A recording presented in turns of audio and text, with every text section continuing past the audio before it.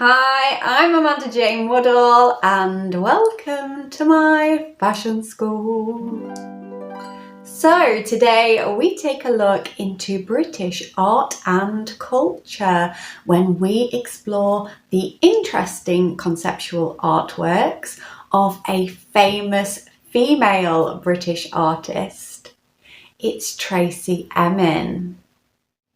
On the 3rd of July 1963, Enver Emin and Pamela Cashin welcomed twins Paul and Tracey Emin, and they were born into a fractious family because their parents were having an illicit affair and were both married to other people. And the twins were given a lot of freedom to roam around their hometown of Margate, which gave Tracey a nostalgic love of the seaside, fish and chips, disco and neon lighting that would have a lasting effect on her. Tracey really struggled at school and she would play truant or arrive late, and in the end she decided to leave school at the age of 13, where she would just spend her days hanging around the beach cafes and meeting up with much older men who had bad intentions for Tracey. And this was until the local authority threatened her mum to send her back to school at 14, and this is when she went back on a limited timetable where she studied art, performance art and PE, and that kept her occupied. Despite lacking the formal entry requirements, in 1983 Tracey was awarded a place at the Maidstone College of Art, and she describes this as very political. It was of the moment and a very fluid education, and she learned skills like photography, which would help her in her early career when she couldn't afford art materials. And although she failed her A-levels, she actually left college with a first-class degree and was accepted on the master's course at the Royal College of Art. But she found the institution stifling, and she said it caused her mental health to go into a decline. The art students of the 1980s had very limited facilities and no market for the art that they were making. So they had to recycle and find materials cheaply that would make a very statement visual impact. In 1993, Tracey set up shop with fellow artist Sarah Lucas, who was noted for her suggestive sculptures using food and everyday objects. The East End area of London was taken over by young creatives who could squat in the studio flats or pay very, very low rents on places that were ill-equipped and undesirable during the 90s recession. So the pair just cut out the need for a gallery by making trinkets and souvenirs. They were very low rent, like postcards, badges and key rings, as well as kind of oddities like homewares and hand-painted t-shirts. The shop was a parody of a tourist shop, and it used wit and humour to get Tracey's art style out into the public. In 1994, Tracey decided to write a book, and the idea was that if you bought it before it was written, it would be £50, and after it was written, it would be £100. So she got some money together and she spent the pre-sale money and then had absolutely nothing to show for it. So she was in a bit of a panic because her book launch was in September of that year and she hadn't written a single word. And over one weekend, she wrote some bits and bobs of her life story, stuck in a load of photographs and illustrations, and the book was successfully launched. She then toured America with gallerist Carl Friedman, and she would go to museums and auditoriums and read the book to tiny audiences.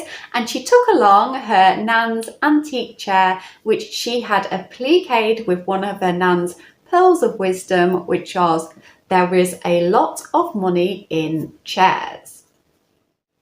In 1995, she made a short film, Why I Never Became a Dancer, and this saw her narrating unsettling memories of her childhood over the backdrop of film clips of her hometown of Margate. And the film was very distinct because it dealt with raw emotion and it was very unique and modern.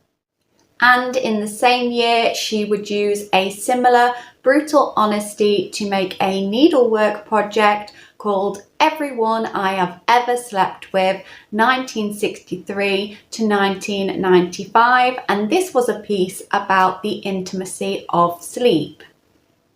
Carl Friedman was to host Minky Manky, an exhibition for the most talented young British artists.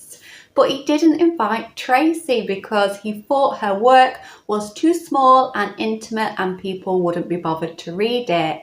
So in an act of defiance, Tracey sewed large lettering on a one-man tent to convey her message. And she embroidered the tent with the names of every person that she had ever slept in a bed with. So that ranged from relatives to friends to lovers, but lovers got the most press attention. And she received many angry phone calls from disgruntled ex-lovers who didn't understand why she had used their names publicly in an art show. In 1996, she built a small studio inside a gallery in Sweden, and in it there was a camp bed, a bucket, paint supplies and canvases. She had been going through a lot of trauma in her life at the time, and she hated her body and just couldn't paint a thing. So she used this public opportunity to be completely naked. She was watched through a peephole by the gallery audience, and she stayed in that studio for 14 days, creating some of her best autobiographical work. And the whole exhibition is now considered as a full artwork, and it is named The Exorcism of the Last Painting That I Ever Made. Considered a Tracey Emin masterpiece, she made Mad Tracey from Margate, Everybody's Been There, 1997, which was a blanket embroidered and appliqued with her friend's clothing. And this had emotional and confrontational themes displayed upon it, which were an amalgamation of the kind of different voices that we have inside our conversations with ourselves. And it is a very masterful composition and uses colour to illustrate the different voices. It was also 1997 when Tracey would become infamous for her drunken appearance on a Channel 4 TV debate, and this debate was about the kind of death of traditional painting, and Tracey appeared opinionated, kind of slurring and confused before eventually storming off. And this actually got her massive press attention for her artwork and many new fans who would never have stepped in an art gallery before they saw Tracey on TV. In 1998, she created probably her most discussed work, My Bed, which was nominated for the Turner Prize in 1999. And this piece absolutely astonished its audience, and it invited new people into the artwork who were bored of old, stale galleries. My Bed is a representation of a state of despair, and it came from when Tracey had been binge drinking and not eating and stayed in bed for 4 days straight. And when she woke up, she became really panicked that she might die if she doesn't go and get some water. So she went to the tap, and when she looked back, she was absolutely disgusted at the bed and the piles of clothing and rubbish that were strewn on her floor. And she realised she could use this exact installation to make a point about nihilism, depression and loneliness, and she toured her actual bed around the art scene worldwide. She had transformed something very morbid into some kind of curious beauty, and the bed was scorned and mocked by some and loved and even replicated by others. And the most common question that Tracey received was, well, you know, anyone could have made it. And she always answered, yes, but you didn't. And I felt like that was a really good response to just shut that down very quickly. Entering the new millennium, Tracey was now a very rich lady, and she could afford to do whatever she wanted in art. And she created and designed intense exhibitions full of mixed media, which she showed worldwide in the most important art galleries. In 2021, she realised her childhood dream of exhibiting alongside Edvard Munch, and this was after she had battled a very serious health condition. She had entered the Oslo Munch Museum competition to make a significant artwork that would sit on Museum Island opposite the gallery.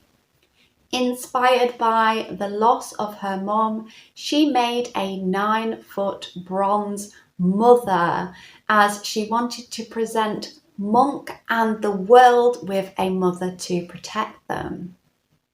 The work is unique in the sense that it represents an old woman, something that is rarely seen in sculpture, and it is something where when you actually lose somebody in your life, you're able to appreciate the beauty of it even more. And Tracey's future in art promises to be an exciting chapter, as she has decided to pass on her wealth of experience to the future modern artists. Opening a new art school in her hometown of Margate, she has left the city, gone back to her natural roots, and appears content in helping the pioneers of the future British art world. So we have come to the end of this video, but I will see you again in my follow-up video when I take on the challenge of researching someone who is suggested by a subscriber.